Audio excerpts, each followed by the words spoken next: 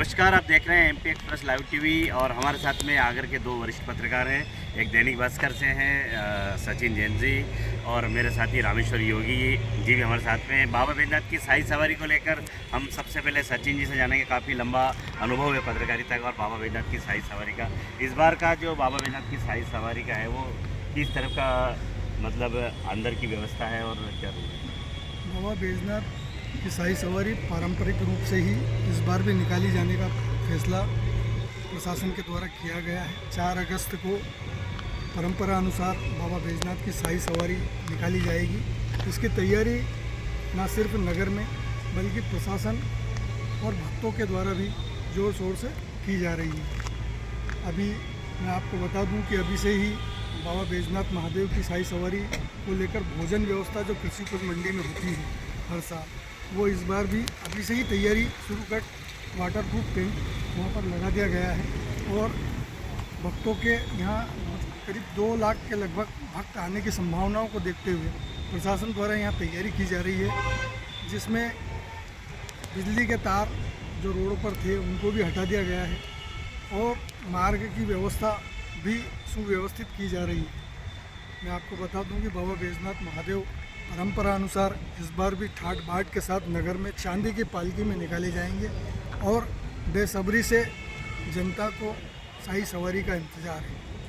हाँ, अगर बात की जाए तो इस बार शाही सवारी में मध्य प्रदेश के मुखिया भी शामिल होने वाले डॉक्टर मोहन यादव संभावित दौरा है, इसको लेकर भी क्या अभी तक क्या अपडेट है? अभी कयास ही कह सकते हैं, हालांकि मुख्यमंत्री का 90% आने का है ऐसी संभावना प्रशासन के द्वारा बताई जा रही है, लेकिन पिछली बार भी इनका आने का था, ऐसे 3-4 बार कैंसिल हो गया है।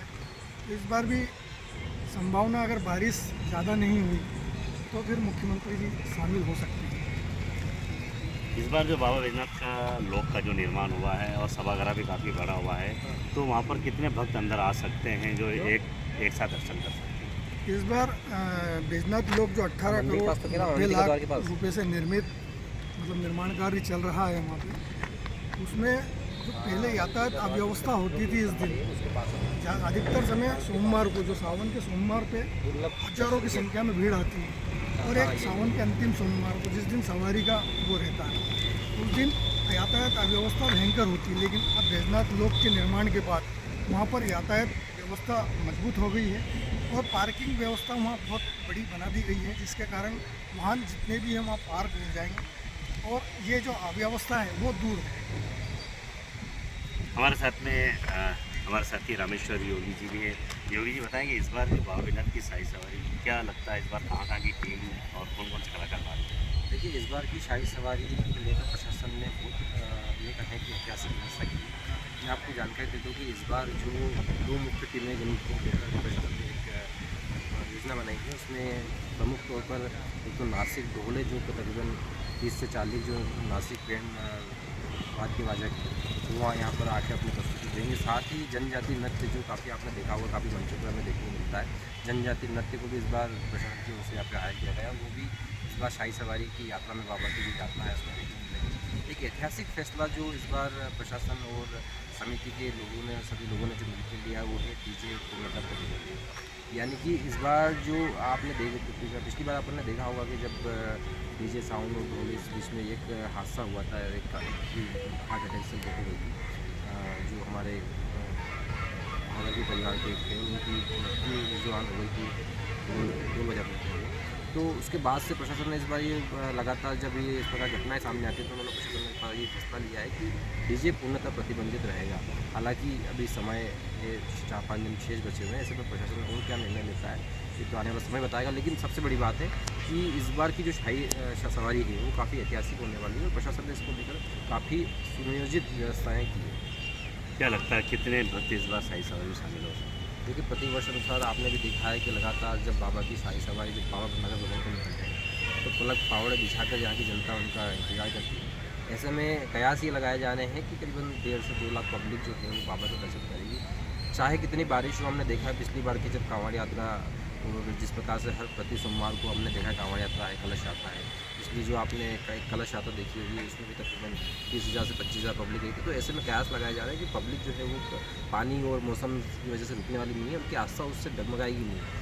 पब्लिक जो है वो बाबा की शाही सवारी में काफ़ी ये कहें कि अच्छे रूप में आएगी और बाबा की जो है दर्शन जो है नगर में अपने बाबा और अजयराज का स्वागत करेंगे।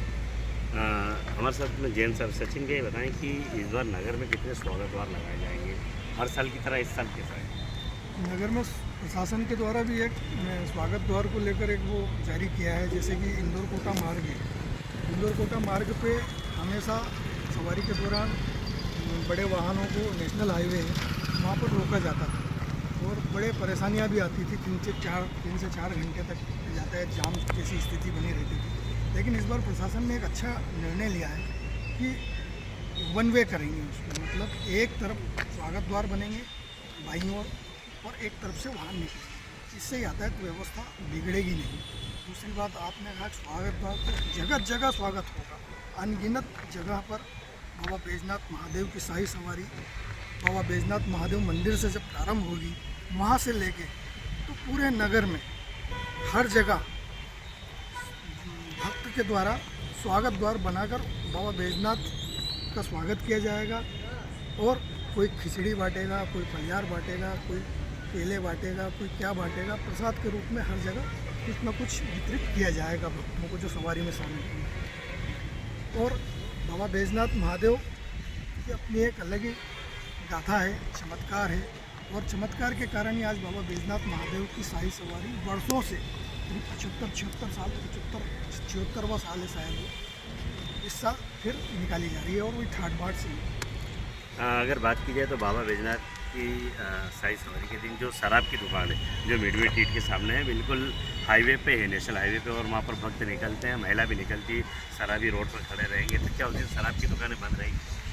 हम हमारी तरफ से जो बैजनाथ की सवारी को लेकर बैठक हुई थी तो कलेक्टर महोदय से निवेदन किया गया है कि इन शराब का बंद रहे, ताकि शाही सवारी में पिछली बार भी कई बार देखने में आया कि कुछ शराबी शराब पीकर भी शामिल हो जाते हैं और हुड़दंग टाइप की स्थिति भी कुछ जगह निर्मित करने की स्थिति निर्मित होती है। ऐसे में प्रशासन से आपके चैनल के माध्यम से मेरा यही निवेदन है कि उस दिन शराब पूर्णतः बंद रखें, ताकि ऐसी अव्यवस्था ना हो।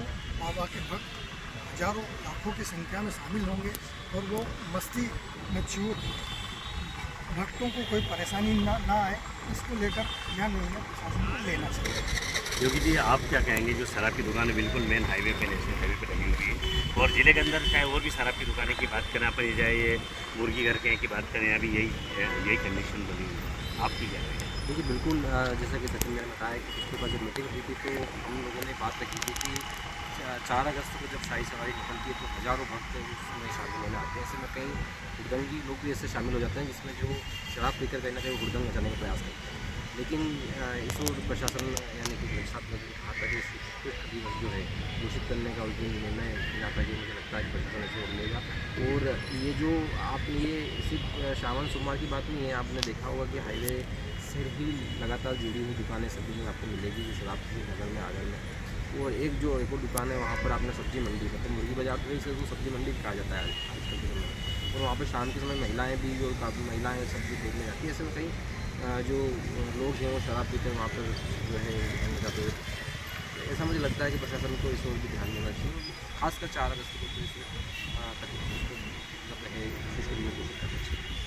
ये थे हमारे साथ में वरिष्ठ पत्रकार रामेश्वर योगी जी और सचिन जैन जी, जिन्होंने कहा कि बाबा बैजनाथ की शाही सवारी को लेकर इस बार फिर नगर वही दुल्हन की तरह सजाया जाएगा, और नेशनल हाईवे और सब्जी बाज़ार में जो शराब की दुकान है कहीं ना कहीं प्रशासन को इस पर बंद रखना चाहिए और बंद करवाना चाहिए।